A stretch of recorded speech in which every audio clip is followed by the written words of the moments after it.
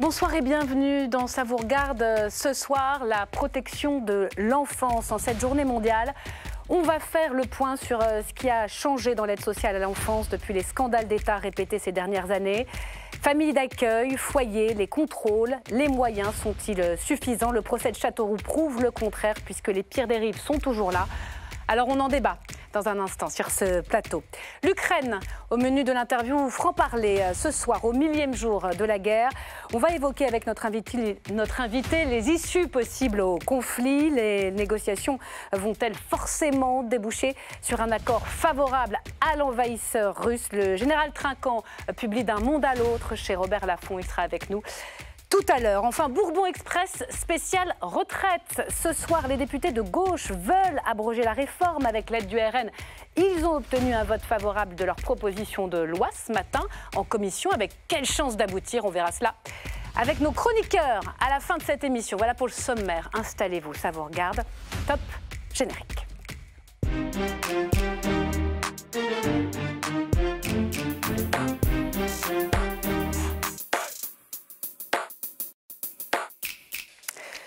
Dysfonctionnement, opacité, faillite morale, des mots qui reviennent sans cesse ces dernières années pour qualifier le système français de l'aide sociale à l'enfance. Alors en cette journée mondiale, on va s'arrêter ce soir sur les enfants placés dans notre pays. Qu'est-ce qui a été fait? Qu'est-ce qu'il faut encore faire? Et le tableau est-il vraiment si noir? Bonsoir Isabelle Santiago, merci d'être là.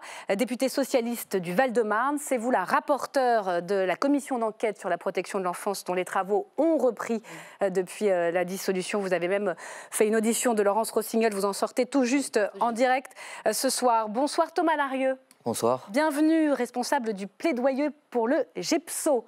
C'est le groupe national des établissements publics sociaux et médico-sociaux.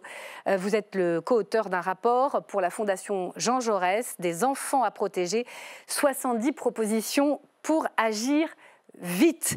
Bonsoir Sarah Després. Bonsoir. Bienvenue, avocate spécialisée dans la justice des enfants, ancienne enfant placée vous-même. Enfin, bonsoir Antoine Marvier. Bonsoir. Vous êtes le cofondateur de l'association Les Ombres qui accompagne les jeunes de l'ASE. Avant de vous entendre, mesdames, messieurs, le récap de Bruno Donnet qu'on accueille tout de suite.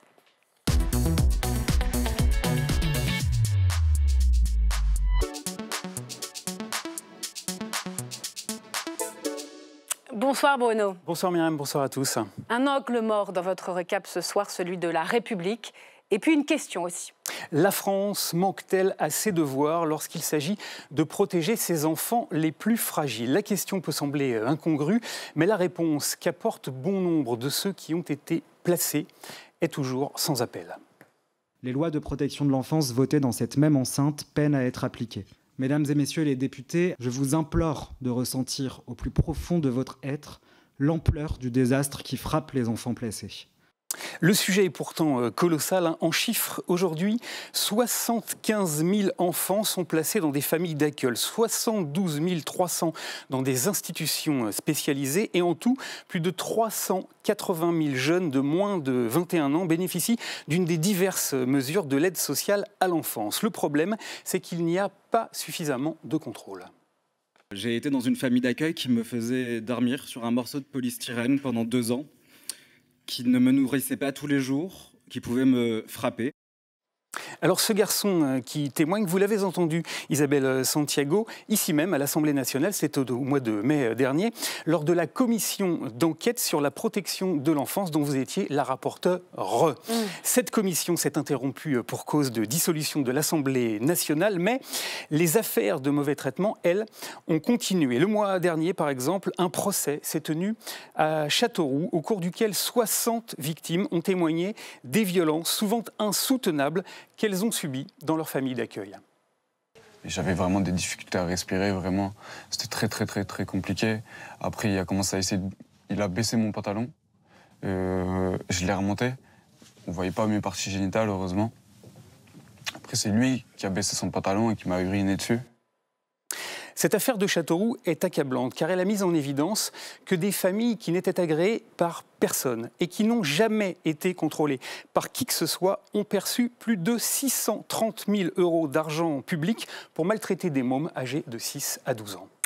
Alors, entre-temps, il y a une commission d'enquête, ici même, au Palais Bourbon, qui a repris ses travaux. C'est vrai, c'est arrivé le 9 octobre dernier, Myriam. Vous êtes toujours la rapporteure, Isabelle Santiago, de cette commission, et vous souhaitez identifier les manquements de l'aide sociale à l'enfance, cibler les défaillances de la gouvernance et faire des recommandations sur les réponses législatives, réglementaires et budgétaires. Alors on vous souhaite bon courage, car pour l'heure, l'opacité la plus totale règne dans le secteur, au point que le syndicat de la magistrature a carrément dénoncé un système qui craque de la coque au pont. Voilà pourquoi, au terme de ce tableau édifiant, une question, Myriam, se pose: faut-il considérer l'État comme un parent défaillant? Merci. Merci beaucoup, Bruno Donnet. Ce qui frappe quand on se penche sur ce dossier, évidemment, vous êtes les spécialistes, mais c'est l'opacité. L'opacité de l'aide sociale à l'enfance. Pourquoi est-ce un univers si peu transparent et si mal contrôlé? Isabelle Santiago. Tout d'abord, je pense que, on le voit dans la commission d'enquête, il faut reprendre toujours avec l'historique. L'historique, c'est qu'en fait, pendant très longtemps, c'est une politique publique qui a été invisibilisée. Donc, la protection de l'enfance, il y a une part de déni, on ne veut pas savoir ce qui se passe vraiment parce que c'est insoutenable. Les images, ce que vous venez de dire, c'est insoutenable pour tout à chacun. Et donc, en fait, on se retrouve dans une situation où ces enfants n'ont pas de relais. C'est récent, en fait, qu'ils ont un relais à travers la parole des comités de jeunes issus de la protection de l'enfance. Avant, il n'y avait personne qui portait leur parole, à part ceux qui essayent de se battre, et on est quelques-uns autour de la table à le faire. Mais sinon, c'est une invisibilité des politiques publiques, et donc c'est aussi une des réponses. Vous-même, d'ailleurs, comme législateur, à la tête de cette commission d'enquête, vous êtes heurté à l'accès aux structures. Oui. Vous n'avez pas le droit. Ça veut dire quoi? Ça veut dire que si vous voulez aller dans un foyer de façon inopinée, c'est niet. C'est niet. Et donc ça fera aussi partie des recommandations, en tout cas, que nous allons faire, c'est qu'on puisse, que les parlementaires puissent évidemment visiter les foyers. Comme c'est le cas pour les prisons, par exemple. Exactement, dans ce modèle-là. À l'inverse, moi je suis une ancienne vice-présidente du département du Val-de-Marne, chargée de la protection de l'enfance pendant 12 ans, sur 2 mandats de conseillère départementale. Et en fait, à chaque fois qu'un parlementaire, mais c'est arrivé une seule fois en 12 ans, qu'on me demande de visiter un foyer, et j'ai toujours donné un accord. Donc oui, en fait, c'est possible. Il faut dire que c'est possible. Et mais quand il y a personne, les structures ne sont pas fermées. Non. Je vais faire circuler la parole, mais vous avez fait un déplacement important, je crois, dans le Puy-de-Dôme, dans une pouponnière. Et vous avez parlé de faillite morale collective. Oui. Qu'avez-vous découvert? L'innommable. En fait, le sureffectif, on sait qu'actuellement, la France a le plus haut taux de placement des enfants en bas âge, et entre 0 et 6 ans, mais dans les pouponnières, ils ont entre 0 et 3 ans, donc quelques jours. Et du sureffectif, ça veut dire une pouponnière, par exemple, de 25 places, vous avez 45 enfants.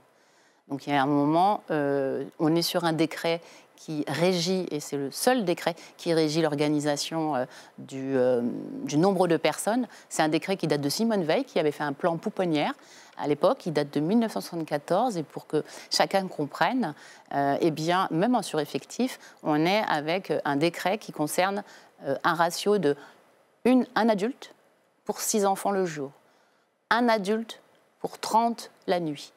On parle bien de bébés.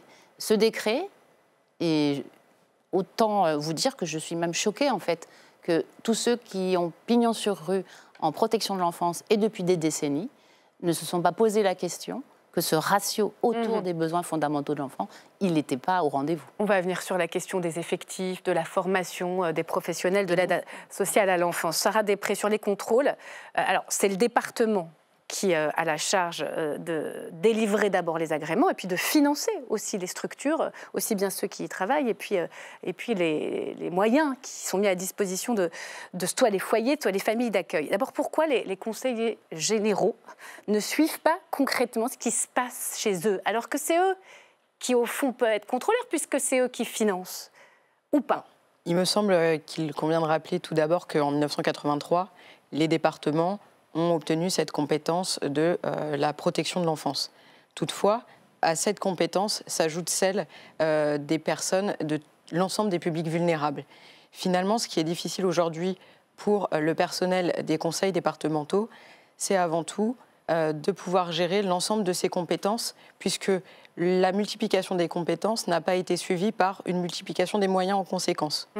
Donc pouvoir contrôler des foyers ou plus globalement des institutions collectives dans lesquelles vont être placés des enfants, c'est avant tout avoir le personnel suffisant. Donc ils n'ont pas les moyens de le faire. Ça n'est pas une volonté d'opacité Alors il peut y avoir en filigrane en effet cette opacité, puisque la question de l'indépendance des contrôles doit être posée. Oui. Aujourd'hui, si j'établis un parallèle avec des contrôles sanitaires, par exemple aujourd'hui, si vous possédez un restaurant, il y a une compétence spécifique et indépendante de brigade sanitaire, pour simplifier les termes, qui va procéder au contrôle du restaurant pour vérifier si vous appliquez les normes Pour vous, le sanitaires département est applicables. juge et partie d'une certaine façon. Absolument.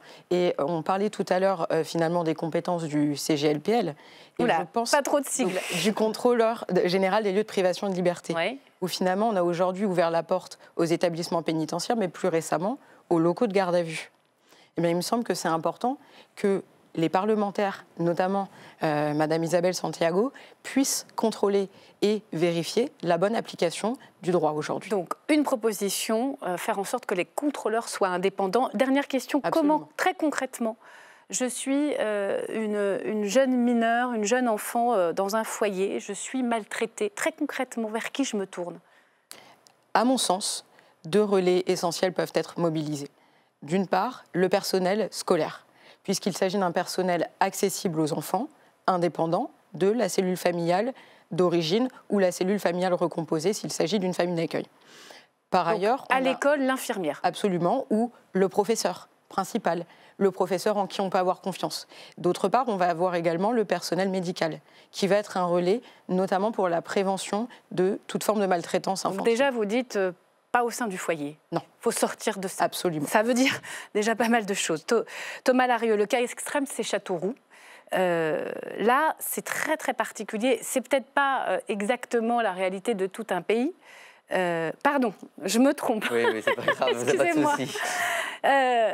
Le Châteauroux, c'est quoi? C'est l'arbre qui cache la forêt pour vous, ou il faut pas généraliser? Parce que ce qui est très impressionnant, au-delà des sévices sexuels, au-delà voilà, il y a eu des enfants qui ont eu du Valium de façon forcée, qui ont travaillé de façon forcée. C'est les enfants qui sont allés dire ce qui s'est passé. C'est pas l'État qui a réagi. Mais bien sûr, mais alors tout d'abord, je pense qu'on est tous d'accord autour de ce plateau pour dire que chaque dysfonctionnement, chaque scandale est vraiment un drame. Et aujourd'hui, c'est collectivement, en tant que société, que quand la protection de l'enfance est incapable de venir protéger les enfants qui sont sous sa responsabilité, c'est que collectivement, on n'y arrive plus aujourd'hui. Alors c'est la commission d'enquête qui pourra rendre ses travaux, notre rapport donc, dont vous avez mentionné le nom tout à l'heure le fait aussi. Cependant, moi je mettrais un peu de nuance. Parce qu'il ne faudrait pas non plus penser, et c'est malheureusement un peu le cas avec la régularité, voilà, les scandales existent et on ne peut pas les nier. Et nous, c'est très important qu'on puisse aussi utiliser ces moments-là pour continuer d'alerter les pouvoirs publics, les politiques, pour leur dire, on vous l'avait dit, il y a des manques de moyens, il y a des professionnels qui sont en difficulté, il faut remettre la machine en marche de manière positive. Mais c'est aussi important de souligner qu'il y a des brebis égarées, mais il y a aussi sur le terrain de très très nombreux professionnels qui, quand ils ont affaire à des scandales de ce type, ont du mal après à se regarder dans la glace, alors que sur le terrain, eux, ils donnent leur maximum, ils sont dévoués. C'est important aussi de souligner que oui, il y a beaucoup de choses à changer. Nous, on le défend et on a fait un rapport avec 70 propositions sur le sujet. Sur la question des contrôles, vous êtes d'accord avec l'idée de dissocier? Parfaitement. Nous-mêmes, c'est notre première proposition du livre blanc. La première proposition, c'est déjà de dire que l'État doit faire respecter la loi et qu'il y a surtout une nécessité que l'État réinvestisse ses compétences régaliennes en matière de contrôle. Il faut faire des contrôles inopinés, il faut réfléchir aussi à développer plus d'éléments. Ça, c'est un point important. Mais il faut aussi dire et le redire très clairement, sur le terrain, il y a des professionnels qui encore aujourd'hui tiennent... C'est important de le rappeler, vous avez raison, le Val-de-Marne, manifestement, ça marche. Antoine Marvier, pardonnez-moi, je me suis trompée dans les invités. Je voudrais que vous nous disiez, vous qui avez l'expérience de terrain, il y a une carence affective béante quand on est dans cette situation d'avoir à être placé. On manque de tout. Est-ce que ça veut dire qu'on a plus de chances d'avoir des problèmes psychiques, d'être déscolarisé? Qu'est-ce que ça veut dire très concrètement? Est-ce qu'il y a un profil qu'on retrouve invariablement chez les enfants placés? Il y a autant de profils qu'il y a d'enfants. C'est des vies. De la même manière qu'il y a autant de politiques, pour moi, la protection de l'enfance, qu'il y a départements, voire de foyers, et c'est toute la complexité. Et pareil, je reviens à ce que dit Thomas, je pense que c'est extrêmement important. Il y a des faits divers, des dysfonctionnements. Nous, sur le terrain, on voit tous les jours l'innommable, on voit tous les jours des gens qui font un travail qui est fou, presque parfois sacrificiel, avec un manque de moyens qui est criant, et un manque de cadre juridique et un abandon total de l'État. Mais en revanche, moi, les éducateurs spécialisés, les directeurs de foyers, de centres d'accueil familiaux, centres de jour, j'ai vu pour le moment que des gens absolument formidables et qui ont un courage, non mais il faut quand même le dire, mais oui, mais je vous en prie, vous êtes là pour ça. Tous les matins avec les moyens qu'on leur donne. Et maintenant, peut-être sur les propositions, parce que c'est ça, comment on avance. Il me semble que c'est un amendement que vous aviez proposé dans la loi qu'on appelle Taquet de février 22, qui est le fait de prolonger systématiquement l'accompagnement jusqu'à 21 ans avec le fameux contrat jeune majeur, qui est le cadre dans lequel on accompagnera un jeune jusqu'à 21 ans. Expliquez-nous, parce que ça, c'est la sortie du cadre pour éviter les sorties de l'aide sociale à 18 ans, le jour de notre anniversaire, être mis à la porte d'un foyer, ce qui explique pourquoi il y a une telle proportion d'anciens de l'ASE parmi les sans domicile fixe. C'est un cadre d'accompagnement par l'aide sociale à l'enfance jusqu'à 21 ans, pour dire les choses le plus simplement possible. Et évidemment, c'est fou que ça ne soit arrivé qu'en 2022. On a inscrit dans la loi, encore une fois, c'est une évidence, qu'il faudrait que ce soit systématique. Comment on explique que dans 50% des cas, les jeunes n'obtiennent pas ce fameux contrat jeune majeur, se retrouvent encore à la rue à 18 ans? Elle est appliquée sur le terrain, cette loi Taquet, ou pas? Non. Cet amendement de Santiago? Non, ça ne marche pas? Il y a encore la moitié des sorties. Ça veut dire que quand on n'a pas les ressources suffisantes, on est quand même lâché dans la nature jusqu'à 18 ans. Oui. Mais pas que. Il y a aussi, on avait inscrit le droit au retour. Parce qu'en fait, un jeune qui a fait un parcours en protection de l'enfance peut avoir envie de sortir et qu'à 18 ans, il ne rentre pas dans ce dispositif qui lui est proposé. Donc ça, il y a ceux qui... Et c'est pour ça que le droit au retour était important. C'est qu'à 18 ans, il ne participe pas à ce projet, mais par contre, s'il a besoin, il revient. Et ça ne marche pas pour plusieurs raisons, parce qu'en fait, déjà, il y a un effort. La loi est récente, tout d'abord. On s'inscrit sur la protection de l'enfance sur le temps long. La loi de 2007, la loi de 2016, la loi de 2022, elles ont toutes été votées sans budget. Donc c'est bien de voter Moi, je suis un législateur, mais s'il n'y a pas les budgets, il y a un problème d'application de la loi et on est dans un écosystème tellement important. On va réduire les dépenses des collectivités, ça ne va pas aider. Au dernier kilomètre, en fait, il faut beaucoup de travail et ça s'inscrit dans le temps long. Donc c'est un écosystème qui est difficile à faire fonctionner. Aujourd'hui, tout le monde ne rentre pas dans ce dispositif. Pour certains, c'est par choix. D'autres, parce qu'ils ne rentrent pas dans le process qu'on leur propose. C'est-à-dire qu'ils doivent être motivés sur un projet scolaire, de formation professionnelle ou d'études supérieures. La difficulté, c'est que vous avez des jeunes qui ne sont pas très bien et qui ont des difficultés avec, je ne sais pas, des problématiques de type d'addiction ou autre. Et ces problèmes-là, qui peuvent être liés bien évidemment aux carences éducatives, on a le droit à l'erreur, on a le droit de se tromper, on a le droit d'ailleurs de ne pas aller bien. Et si on ne va pas bien, au contraire, on n'est pas disposé à rentrer dans un cursus très motivant. Et en plus, il faut rajouter que ces jeunes-là, on leur demande de le renouveler tous les 3 mois. Alors, je voudrais qu'on parle... C'est quand même extrêmement complexe et je pense qu'il y a beaucoup qui lâchent. Donc, on peut mieux faire dans l'application. Moyen et puis un peu moins de bureaucratie. Oui. Alors, une fois placés en famille d'accueil, que se passe-t-il? On y vient, les professionnels de l'ASE, dont on redit qu'ils ne sont pas tous à montrer du doigt. Loin de là. Important, ça. Anne-Lise est une petite fille de 17 mois. Après 5 mois passés en pouponnière, elle change de bras et découvre sa famille d'accueil. Regardez, c'est un extrait du documentaire LCP Bébé placé, la vie devant eux, tourné dans le Val-de-Marne, dans votre circonscription. Regardez. Coucou. Bonjour. Toi, c'est Tata. Je suis venue te voir, c'est ton premier jour aujourd'hui. C'est comme je te disais, progressivement, tu vas apprendre à connaître Tata. Pour finir, aller avec chez elle, mais pas tout de suite, dans plusieurs dodos. Regarde, il y a des jeux là-bas. Tu viens avec moi parce que moi je rentre. Hein. Moi je rentre. Hein.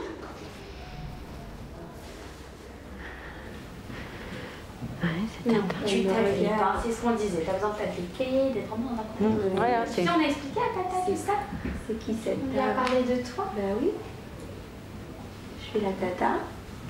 Ça sera chouette, ça sera bien. Oui, tu seras contente. Ah, bah oui. Bah oui, vous allez apprendre à vous connaître. Sortir, on va jouer. Montre à Tata, il est le petit poussin.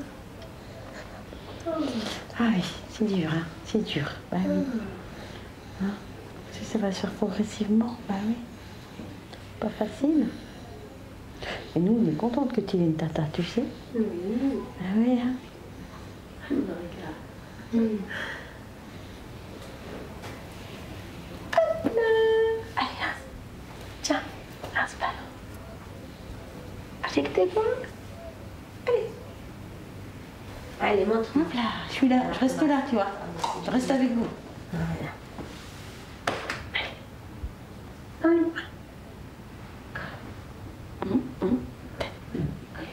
Viens, viens. Tu fais câlin. Oh, c'est mignon. C'est très bien. Voilà, c'est le moment crucial d'un passage affectif à un autre. Sarah Després, vous-même, vous êtes une enfant placée. Vous n'avez pas le terme, je crois. Non, absolument, puisqu'on place des meubles, mais on confie des enfants plutôt. Et je pense qu'il est beaucoup plus opportun d'utiliser le terme confier aussi pour se rappeler que l'État a sous ses auspices la bonne protection de ses enfants avant tout vulnérables. Et comme on le voit dans le reportage dans le Val-de-Marne, comment on dit, le mot, on vous a confié, je cherche le nom du mot confier, c'est bien passé. Alors j'étais également issue du Val-de-Marne, je pense que ce département est particulièrement représenté. Il est modèle à certains égards, notamment d'un point de vue politique et d'un autre point de vue également budgétaire, qui est l'un des départements qui soutient le plus la protection de l'enfance, malgré évidemment des budgets qui ne sont pas suffisants. Vous êtes avocate. Oui. Et en regardant un peu le dossier, je me rends compte que le parent biologique maltraitant a une place très importante dans le système judiciaire des droits. Alors, il y a deux choses quelle place qu'on vient de il a distinguer. Précisément. Le parent maltraitant, il y a deux procédures qui vont s'ouvrir d'une certaine manière. Vous avez en premier lieu la procédure devant le juge des enfants, qui va donc statuer sur l'opportunité ou non d'un placement de l'enfant. On dit encore placement, malheureusement, au niveau juridique, mais d'un placement de l'enfant auprès de l'aide sociale à l'enfance. Et on a en second lieu cette procédure pénale si il advient que des agissements susceptibles notamment de revêtir la qualification de violence volontaire aggravée par la circonstance, qu'elles sont commises sur l'enfant dont il est le père ou la mère. Donc vous voyez, il y a ces deux procédures-là qui vont être finalement assez indépendantes, oui, comme des droits de parallèle. Si mais est-ce que le parent biologique, qui a forcément une place, et le juge le rappelle régulièrement, l'enfant doit souvent d'ailleurs le rencontrer, ça peut être un obstacle à un déménagement de la famille d'accueil. Est-ce que c'est une difficulté, par exemple dans votre cas, qu'on vous ramène à lui ou pas? Alors, pour reprendre peut-être des éléments plus personnels, je suis née en 1997. On était dans le paradigme, si vous voulez, le paradigme qui était suivi était uniquement celui de la préservation du lien entre l'enfant et ses parents biologiques. Aujourd'hui, on essaye de s'écarter de ce paradigme pour prendre en considération l'intérêt supérieur de l'enfant. Puisque finalement, on se rend compte que les contacts récurrents avec les parents biologiques peuvent nuire au bon développement. Dans mon cas, c'était de manière assez patente cette hypothèse, puisque j'étais accueillie dans une famille d'accueil aimante, très stable, dans laquelle j'y ai passé 18 ans, et à l'issue, j'ai signé un contrat jeune majeur. Donc on se rendait bien compte, dans notre cas, parce que j'ai une sœur jumelle, que la famille d'accueil était tout à fait susceptible de devenir complètement une famille de substitution. Et donc on avait des contacts qui n'étaient plus nécessaires pour notre développement. Dans d'autres cas, on se rend compte que les enfants sont contraints, nous c'était notre cas, de procéder à des visites en présence de tiers. Et la parole de l'enfant doit être écoutée lorsqu'il est évidemment eu égard à son degré de maturité et lorsqu'il est capable de verbaliser sa pensée, dans le sens où l'enfant doit pouvoir être l'acteur de son enfance et de sa propre vie. Et souvent, on se dit que les parents ont une parole qui peut ou doit prévaloir par rapport à la parole de l'enfant. Très compliqué cette question-là. Et je trouve ça tout à fait difficile en effet, et tout ceci va se jouer dans le cabinet du juge des enfants, où les enfants doivent être assistés par des avocats pour qu'on porte leur voix. Moi, je me rappelle d'audiences devant le juge des enfants à Paris, où on était seuls. On avait 8 ans, on devait s'exprimer sur nos conditions de vie et ce qu'on souhaitait et nos aspirations. Donc il y a aussi un problème d'accompagnement juridique, présence de l'avocat pour les mineurs. Absolument. Je voudrais qu'on parle des professionnels dans ces foyers et des familles d'accueil. Ça se passe bien. Et il faut le dire, ça arrive que ça se passe bien. Ça arrive même souvent. Il y a la question, de l'argent. Il y a la question de l'argent qui est là. Expliquez-nous comment ça se passe. Parce que très souvent, peut-être que c'est un cliché, mais on pourrait imaginer que le fait que les familles d'accueil soient rémunérées puisse autoriser les dérives. Comment la question financière intervient ? Alors, elle est majeure, la question est financière. Parce que, de toute façon, en fait, ce que je voudrais dire, c'est que moi, la question financière, je la mets, elle est corrélée pour moi à cet écosystème et à la formation des professionnels. Il y a une problématique qui est majeure, qui est que très souvent, la formation des professionnels et pour les assistants... Que ce soit les éducateurs en foyer ou les familles d'accueil. Tous. Et d'ailleurs, elles sont souvent très seules. Les personnes qui sont les familles d'accueil. Tous les départements n'organisent pas une Comment ça se passe? En fait, vous avez quoi, des recrutements avec des formations? À quel niveau? Par exemple, si je prenais l'exemple de ce qu'on a vécu, nous, dans le Val-de-Marne, à un moment donné, il y a une baisse démographique dans ce métier. Et donc, il y a beaucoup de départs à la retraite. On est en zone urbaine dense. Il est très difficile de recruter parce qu'il y a des personnes qui proposent. Mais ça ne convient pas au niveau du logement, ça convient, etc. Donc, du coup, il y a quand même des critères. Et ensuite, parce que nous sommes dans un milieu de zone urbaine, nous avons capacité à les nourrir au sens de formation et de développer un esprit de travail collectif. Ça participe à ce qu'il y ait moins de dérives, parce que les gens ne sont pas laissés seuls à une capacité de non-formation. Quand on est dans les foyers, aujourd'hui, la formation initiale et continue, et la formation initiale en particulier, n'est pas de niveau par rapport à un métier qui s'appelle la protection de l'enfance. Il faut connaître les besoins fondamentaux d'un enfant, ça ne fait pas partie du programme. En gros, peut-être juste dire très rapidement que quand on est éducateur spécialisé, et avec tout le respect que je porte à ces personnels, on peut travailler dans le handicap, on peut travailler auprès des personnes âgées, on peut être assistant social dans un cadre de bureau, et on peut être à la protection de l'enfance. C'est juste pas le même métier. Et maintenant, il faut absolument que la formation soit faite. Alors, sur ces formations, Thomas Darieux, ce qui frappe aussi, c'est qu'il y a une crise de vocation. Oui, parfaitement. Il y a un vrai sujet aujourd'hui autour de l'attractivité de ces métiers. C'est un volet que nous, en tant que fédération, et même de manière générale, tous les acteurs du secteur travaillent d'arrache-pied parce que aujourd'hui, ce sont des métiers qui ont beaucoup de mal à recruter. On estime qu'il y a à peu près 30 000 postes manquants, enfin 30 000 professionnels manquants, donc à peu près un poste sur 10 qui sont vacants aujourd'hui en protection de l'enfance.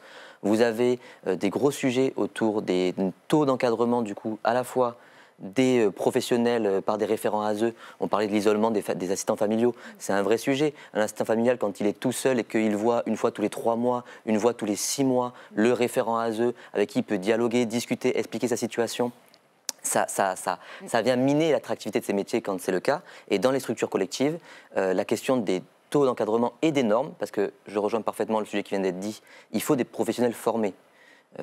Je prends la métaphore qu'une des co-autrices du rapport a pu utiliser en délégation des droits de l'enfant. Ça choquerait tout le monde que demain, pour un enfant qui est atteint d'une tumeur cérébrale, on fasse intervenir un médecin généraliste. En protection de l'enfance, de par le manque de professionnels, c'est de plus en plus le cas. Il y a de plus en plus de professionnels qui ne sont pas formés, qui n'ont pas de diplôme et qui ne sont pas compétents et qui viennent faire ce qu'ils peuvent avec les connaissances cliniques qu'ils peuvent avoir. Donc il y a un vrai sujet aujourd'hui pour à la fois mettre les moyens pour assurer la présence de professionnels en face des enfants et aussi d'avoir des professionnels de l'ASE qui viennent soutenir les assistants familiaux qui sont au contact au quotidien. C'est ça vraiment qui est très important, en sachant que la formation, elle va de pair aussi avec toutes les nouvelles dynamiques en cours aujourd'hui, notamment la parole des premiers concernés. Il y a toute une logique de faire avec et de développer ce qu'on appelle la démarche de co-construction qui doit devenir aujourd'hui de plus en plus prégnant et qu'il faut travailler dans les formations. Antoine Marvier, comment on le rend plus attractif, ce métier de la protection de l'enfance? Il faut revenir sur la question financière, parce qu'on est un monde où on marche sur la tête. Vous demandez tout à l'heure, finalement, c'est quoi la différence statistique d'être un enfant confié? C'est une espérance de vie très fortement diminuée. C'est un quart des SDF qui sont passés par l'ASE. C'est 70% de ces jeunes, ça on le voit beaucoup sur notre problématique, qui sortent sans aucun diplôme, pas même le brevet. Mais tout ça, si la société pense les choses même très froidement, ça a un coût énorme. Non, mais je ne comprends pas, pour citer encore un exemple médical, quand on a compris que le tabac, ça faisait des cancers, et que les cancers, ça tue, et que finalement, ça coûte cher à la sécurité sociale. Donc c'est dans l'intérêt financier de l'État de s'en occuper. Mais oui, soyons cyniques. Prévenir, guérir. Et en fait, même si on est très froid, parce qu'on nous sort des calculs financiers, mais financièrement, on marche sur la tête. Moi, je ne viens pas de l'univers socio-éducatif, je ne viens pas de l'univers politique, je ne viens pas de l'univers du droit. Moi, je viens de l'univers du privé, de la société civile, de la finance, pour être précis. Mais justement, moi, je peux dire les yeux dans les yeux que le calcul financier est complètement débile et absurde. C'est-à-dire que même de ce point de vue-là, il n'y a pas d'argument de dire... En mettant un peu plus de moyens, beaucoup plus de moyens, tout de suite, l'État gagnera de l'argent. Et ça se fait assez vite. Ouais. Isabelle Santiago. Oui, je dis souvent qu'investir sur l'enfance, c'est investir l'avenir. Je l'ai dit l'autre jour en séance, et ça a surpris beaucoup de monde. En fait, j'ai des amendements que j'avais déposés qui n'ont pas été pris dans le PLFSS. Et donc, du coup, justement, pour travailler sur ces sujets de la protection de l'enfance. Et quand je dis ça, c'est qu'en fait, investir, le chiffre, on le connaît. Céline Gréco a été auditionnée dans le cadre de la commission d'enquête. Très clairement, c'est public. L'étude de Lancet, ça coûte 38 milliards de dollars chaque année à la France de ne pas avoir investi sur les enfants au niveau de la santé, ce qui amène des pathologies de type diabète, cancer, ça peut être dépression, etc., addiction et tout. Donc, et 20 ans de vie en moins au potentiel des maladies qu'ils peuvent avoir. Donc voilà. Mais 30 milliards juste sur la santé. Oui, c'est pour ça que j'ai précisé. Pour un donc budget vous avez dit beaucoup de choses.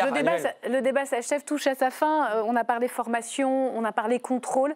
Lies Loufoque, qui était dans le récap de Bruno Donnet, qui aussi est devenu le visage des victimes du placement des enfants en foyer, dit qu'il faut tout repenser et sortir complètement la gouvernance, c'est-à-dire sortir complètement le département de la compétence protection de l'enfance. Non, je ne partage pas. Vous n'êtes pas d'accord? Pas du tout. Donc, on change les choses, mais on garde.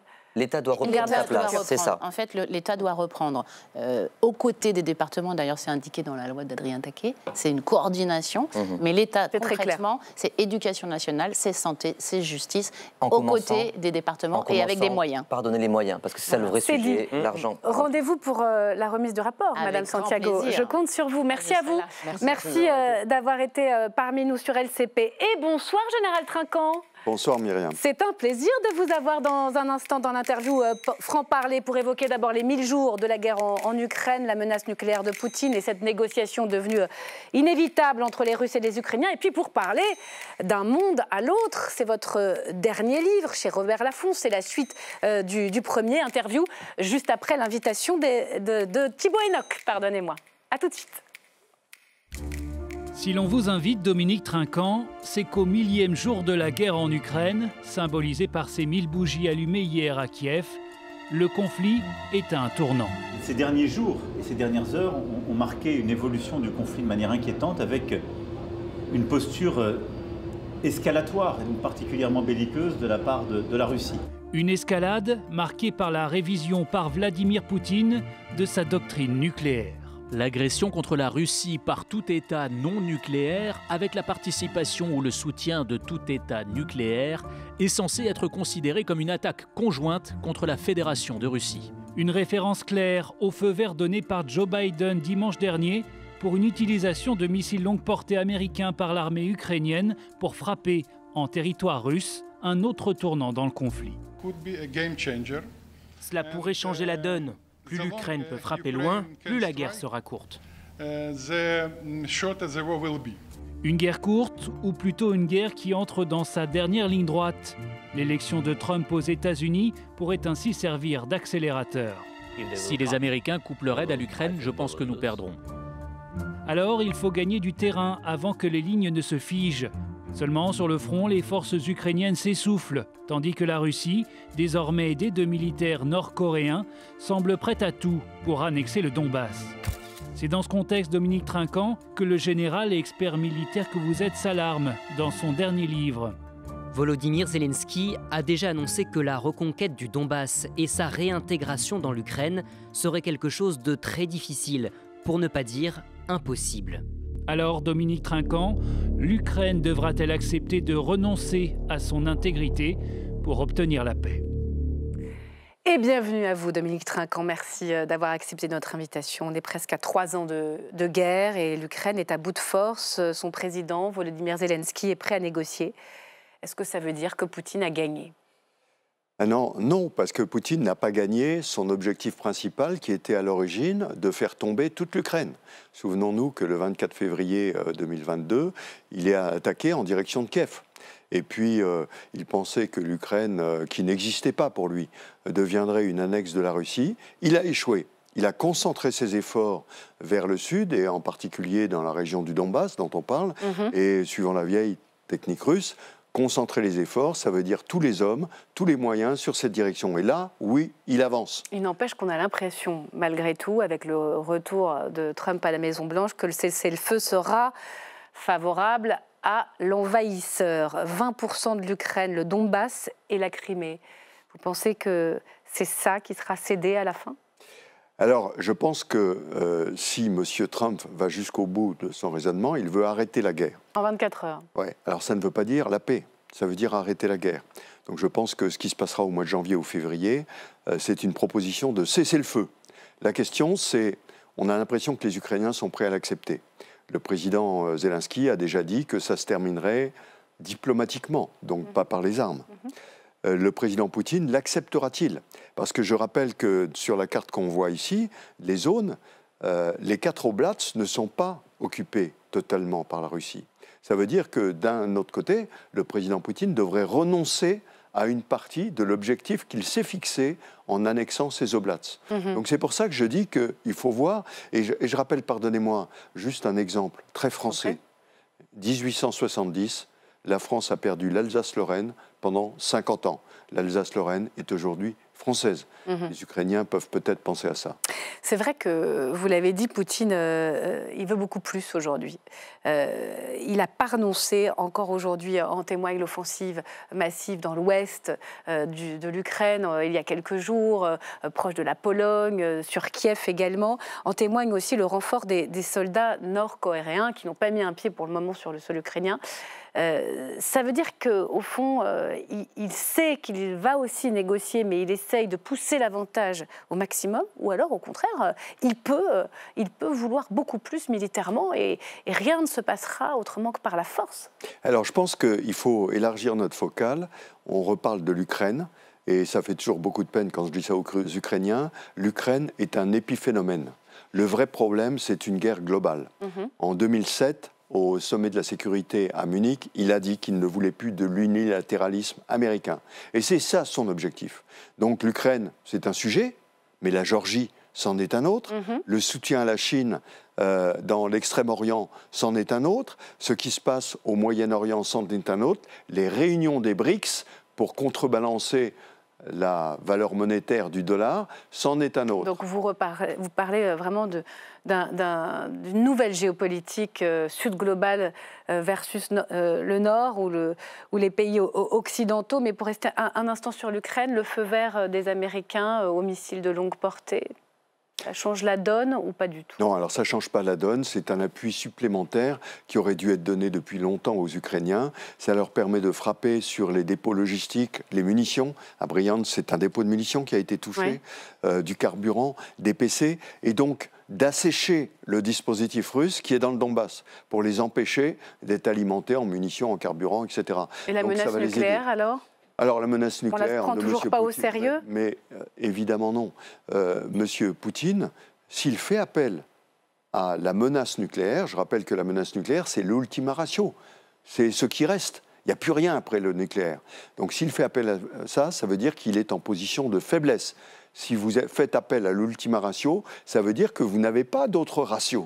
Et donc, c'est la position dans laquelle il est. Je voudrais rappeler qu'il perd à peu près 1000 à 1500 hommes par jour.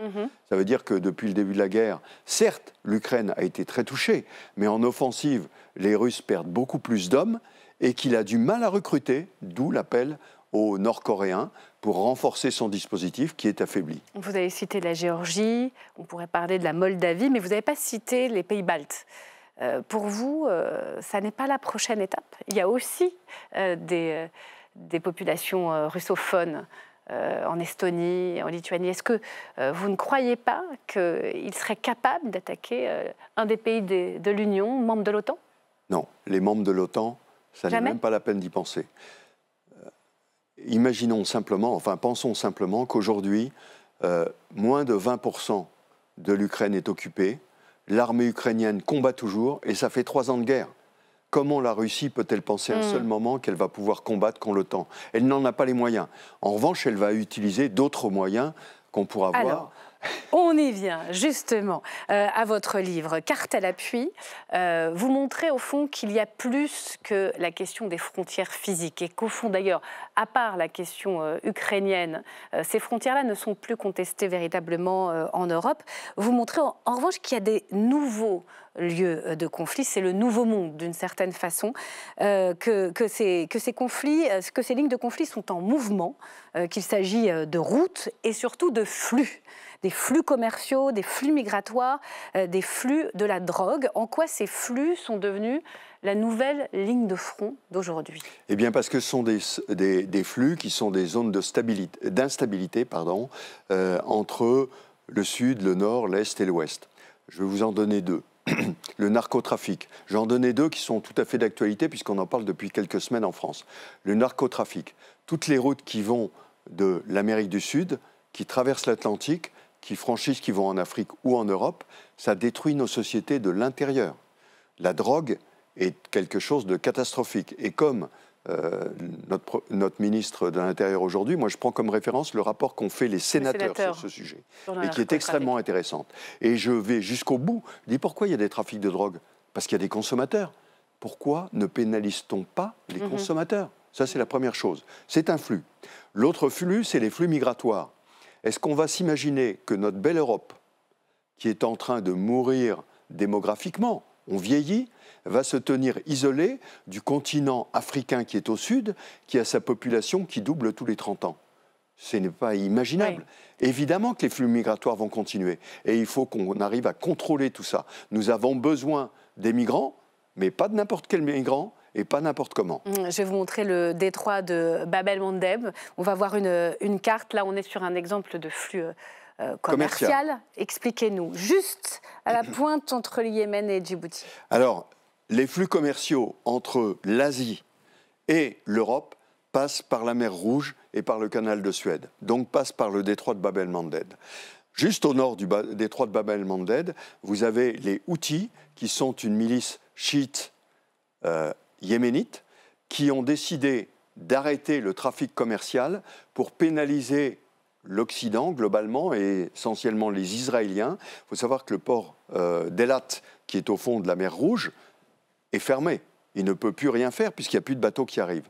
Et donc, simplement, ils montent des embuscades, si vous voulez, avec des drones, avec des missiles, pour empêcher le passage de ce détroit. Donc ce flux commercial est véritablement une forme de nouvelle zone de conflit. Et puis il y a aussi les nouvelles routes de la guerre, le numérique et l'espace. Il y a un homme qui concentre aujourd'hui ces 2 armes, c'est évidemment Elon Musk.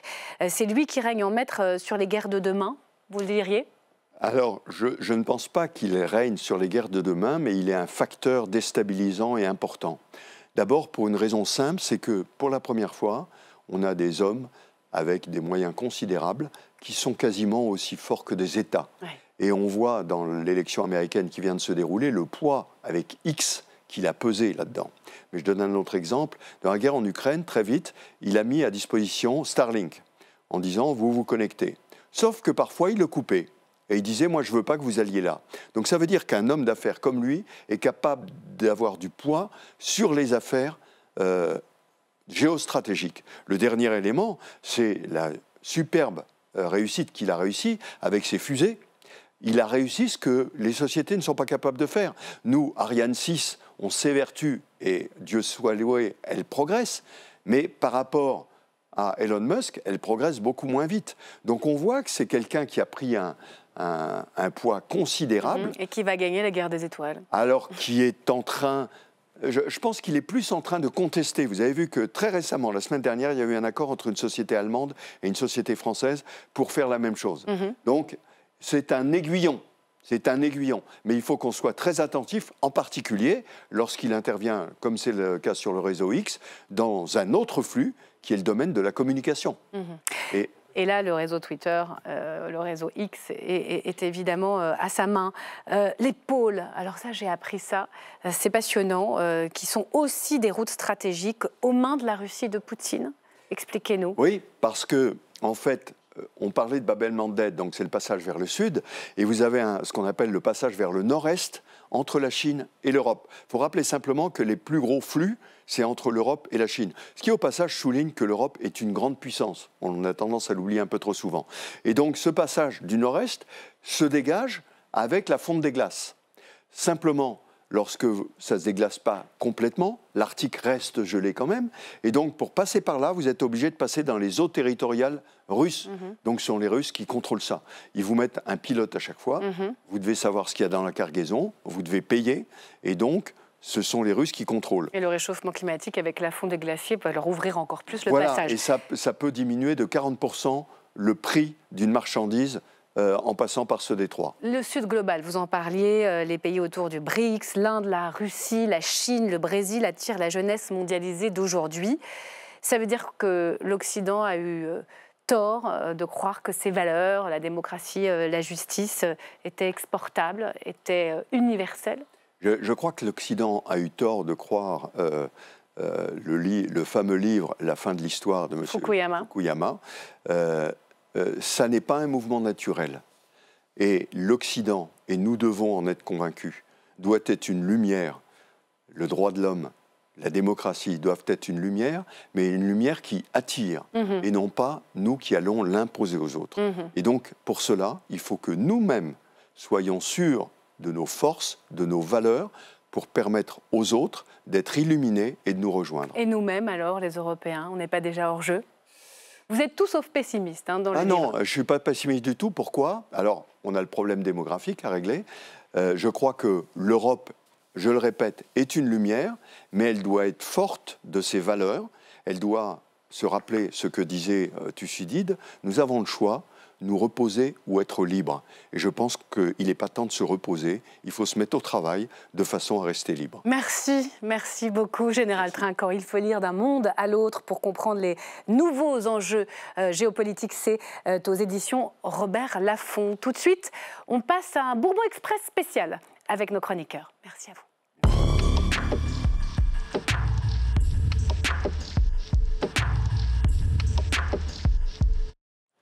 Et c'est un Bourbon Express spécial retraite avec Elsa Mondingava, ma consoeur d'LCP, bonsoir. Et avec l'excellent Antoine Oberdorf, qu'on est toujours content de recevoir, service politique de l'opinion. On va s'arrêter ce soir sur ce qui s'est passé ce matin en commission des affaires sociales, adoption d'une proposition de loi de la France Insoumise sur l'abrogation des 64 ans pour mieux revenir à 62. Regardez, c'est signé Marco Pommier. Vous débattez juste après. Première victoire de la gauche pour abroger la réforme des retraites. 35 pour, 16 contre. La proposition de loi est adoptée. Après 3 heures de débat, la commission des affaires sociales approuve la proposition de loi de la France Insoumise pour ramener l'âge de départ de 64 à 62 ans. On a volé 2 ans de vie aux gens. On leur a volé 2 ans de choix.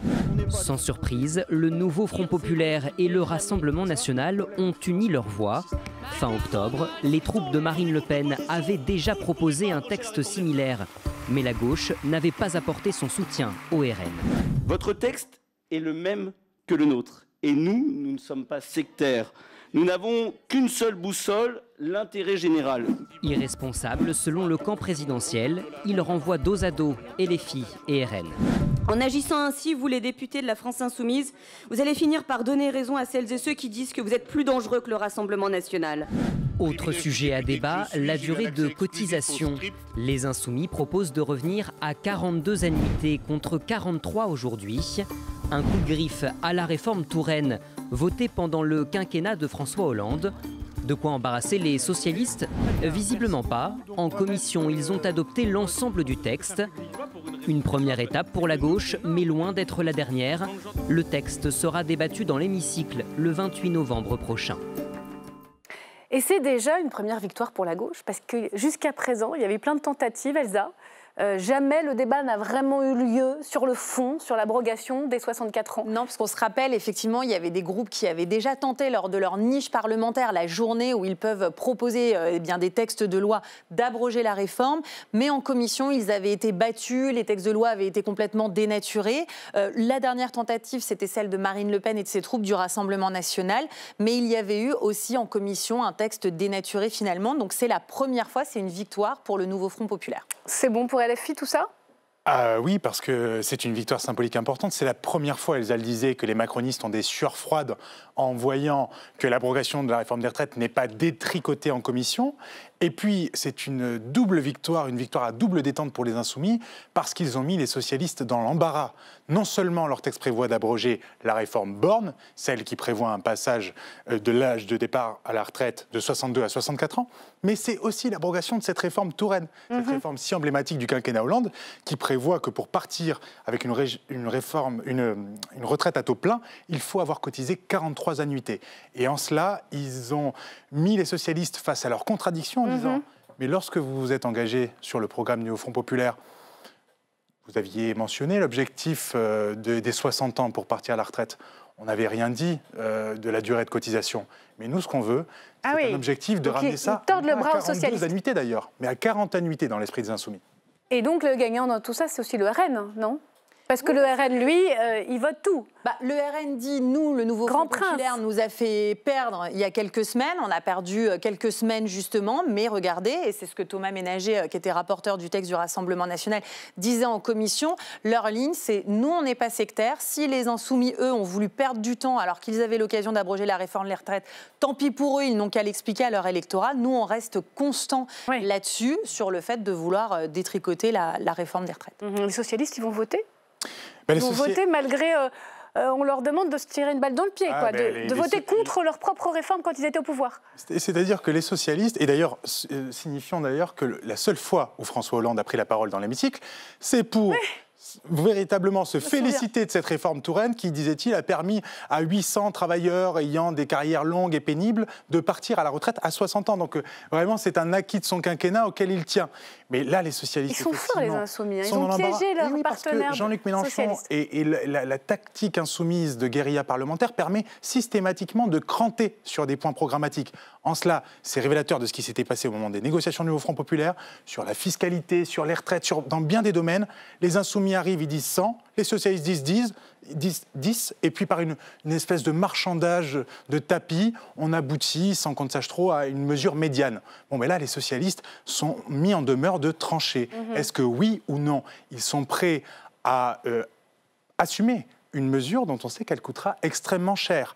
La mesure des Insoumis, au moment de la NUPES, Olivier Faure lui-même avait dit qu'il voyait mal, et l'intersyndicale le rejoignir sur ce point, comment on finançait une réforme à 72 milliards d'euros, s'il vous plaît. Bon, alors le vote, il aura lieu la semaine prochaine. La semaine prochaine. On suivra ça sur LCP. Évidemment. Que vont faire les macronistes, le socle commun, droite et justement, EPR? On le rappelle, normalement, ils ont, les Insoumis, une journée, 9h, 13h, on reprend la séance 15h, 20h, et 21h30, minuit. À minuit, c'est comme pour Cendrillon, ça s'arrête pour eux. Il faut vraiment se décider. Est-ce que ça va durer toute la journée? C'est possible. En tout cas, les Insoumis voient qu'ils peuvent obtenir une victoire peut-être que symbolique, on y reviendra. Donc, chez les macronistes, pour l'instant, ce qu'on dit, on ne parle pas d'obstruction, on dit, écoutez, on va avoir un débat sur les retraites. Et il y en a des débats sur les retraites, ça peut durer des heures, puisqu'on vous rappelle que nous, quand on a proposé 2 semaines pour en débattre, on nous a dit que c'était pas assez. Là, on nous propose une journée, ouvrons des débats sur l'index senior, ouvrons tout ça. Très bien. Sauf qu'il faut quand même combler de 9h à minuit. Pour retarder le moment du vote, il n'y aura pas de vote si à minuit on n'a pas fini d'examiner le texte. Donc on réfléchit peut-être à la possibilité d'obstruction sans que ça se voit trop. En même temps, ça peut durer les débats. Il faut qu'il y ait des gens qui soient là, il faut être mobilisé, il faut accepter aussi de se prendre des coups. Tout ça, ça va être tranché, affiné la semaine prochaine. Alors attendez, maintenant moi j'ai compris les coulisses, j'ai compris les rapports de force, mais pour ceux qui nous regardent, ils se disent, est-ce que j'ai une chance finalement de rester à 62 ans? Est-ce que cette réforme, elle va être abrogée in fine? Quelle chance d'aboutir si le texte, grâce aux voix de la gauche et du RN, est voté la semaine prochaine? À ce stade, les probabilités d'aboutir sont faibles. Et en cela, il faut vraiment dire la vérité aux Français. l'abrogation de la réforme des retraites telle que portée par le RN n'avait aucune chance d'advenir parce que la navette parlementaire n'avait même pas été pensée. Ce texte n'aurait pas été au Sénat. Cette fois, la navette a été pensée par les Insoumis qui pourraient, une fois cette proposition de loi adoptée par l'Assemblée nationale, la faire basculer au Sénat via une niche des communistes au Sénat. Mais au Sénat, on sait très bien qu'il n'y a aucune majorité pour mener à bien cette abrogation. Et donc, on voit mal comment, effectivement, les Français pourraient tendre vers cette promesse de partir plus tôt à la retraite. Donc, tout ça pour là-dessus, il faut être très clair. Aucune chance d'aboutir. Le symbole est fort, quand même. Le symbole est fort. C'est pour ça qu'on retombe un peu sur notre débat du début. Pourquoi les socialistes, finalement, vont accepter de voter une réforme où ils se tirent plus ou moins une balle dans le pied? Déjà, c'est parce qu'ils savent que, symboliquement, ils ne peuvent pas être le groupe qui empêche un vote sur l'abrogation de la réforme des retraites, mais parce qu'ils savent très bien que c'est le début d'un très long parcours législatif qui n'aura peut-être même pas de fin. Attention, jeudi 28, si on lit l'Assemblée a décidé d'abroger la réforme des retraites, attention, c'est vraiment que le début. Ça ne voudra pas dire que demain, on pourra partir à la retraite à 62 ans. Oui, c'est assez difficile à lire, mais on essaye d'expliquer, de déplier grâce à ce décryptage, juste pour bien comprendre. Au Sénat, si les communistes arrivent à mettre leur texte à l'ordre du jour, il sera rejeté. Qu'est-ce qui se passe après? Une proposition de loi, elle revient? C'est l'Assemblée qui a le dernier mot? Comment ça se passe? Il faudra qu'à la fois un nouveau groupe du nouveau Front populaire se ressaisisse de cette proposition de loi dans la niche parlementaire. Je rappelle, ils n'ont qu'une journée par an, donc ça repousse déjà à l'année prochaine. Ou alors il faut qu'un autre groupe du NFP la reprenne. Il pourrait y avoir le même vote à l'Assemblée, mais le même vote au Sénat. Donc en fait, on peut avoir une espèce de navette perpétuelle. Jusqu'à ce que ça tombe dans les limbes, finalement, de la navette parlementaire. Bon, zéro chance, honnêtement. Non, très honnêtement, il y a peu de chance. Mais ce que l'on voit quand même, ce que ça permet de constater, c'est que dans l'opinion, dans le pays, cette réforme est toujours aussi impopulaire et qu'à un moment, comme on le vit, de monter en tension autour du gouvernement Barnier, dont on se demande combien de temps il tiendra, s'il n'est pas en sursis, si Marine Le Pen ne se déciderait pas à appuyer finalement sur le bouton, tous les signaux dans l'opinion sont importants. Ça, dans les deux électorats, que ce soit le Rassemblement national ou l'électorat de gauche, la réforme des retraites, c'est le chiffon rouge. Il faut revenir aux 62 ans. C'est vraiment une demande de la base, c'est ça? Mais on le voit bien, c'était une réforme qui a été très contestée sur la forme, qui a été très contestée, sur le fond, je veux dire, aussi sur la forme, avec un passage en force. C'est vraiment un gain politique pour le groupe qui arrivera enfin à commencer à mettre le doigt un peu dans cet engrenage-là. Et effectivement, donc c'est un marqueur très fort. Il faut en parler et montrer à ses électeurs qu'on se mobilise, même si la procédure parlementaire n'aboutit pas. Et l'intersyndicale, via les nombreuses mobilisations qui sont en cours, pourrait s'en faire l'écho. C'est pour ça que, très sincèrement, là, on est dans une phase parlementaire très fine où le gouvernement Barnier est potentiellement fragilisé et où le moindre grain de sable peut être précisément ce type de proposition de loi en apparence symbolique. Pour élargir un tout petit peu avant de rendre l'antenne, on rentre dans une période très trouble là politiquement. Il va y avoir évidemment cette niche, on en parle sur les retraites, c'est important pour les Français, mais la grande question c'est la fin du feuilleton budgétaire. Quelles sont vos infos coulisses? Il y aura une motion de censure de LFI et de la gauche, c'est sûr. Ce qui est sûr, c'est que la gauche a eu à beau jeu de jouer au pouce au crime, j'allais dire, vis-à-vis d'un RN, le décrivant comme la béquille du gouvernement, comme donnant en fait une forme d'espérance de vie au gouvernement Barnier. Mais maintenant que Marine Le Pen s'avise peut-être de passer la menace à exécution, il y a une forme de vertige à gauche, je peux vous le dire. Vous croyez d'un mot, Elsa? Marine Le Pen, elle voit la censure du RN. Michel Barnier lundi. Le Premier ministre, il va recevoir tous les présidents de groupe. Elle va lui redonner ses lignes rouges en fonction de si elles se sont écoutées ou pas. Elle pourrait décider à la fin du mois de décembre de faire tomber le gouvernement. Et heureusement, vous êtes là pour nous décrypter tout ça. On rentre dans une période politique à haut risque, c'est une évidence. Merci à vous et merci à vous de nous avoir suivis. Très belle soirée sur LCP. À demain, même lieu, même heure.